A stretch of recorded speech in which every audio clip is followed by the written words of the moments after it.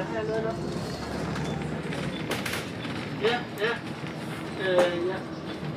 Jeg sad og lavede en kæmpe beregning, hvor jeg brugte en stor, hvor jeg lavede en beregning, hvor jeg ville gerne have det så langt på kanten, og jeg ville gerne have det så langt, så jeg havde på et egne ark flyttet tal ind, hvor jeg flyttede centerpunkterne frem og tilbage for at finde ud af, hvordan det passe bedst.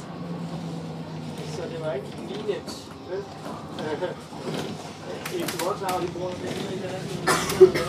De bruger den hele masse strøm i vores ark, ikke? Okay, med redser.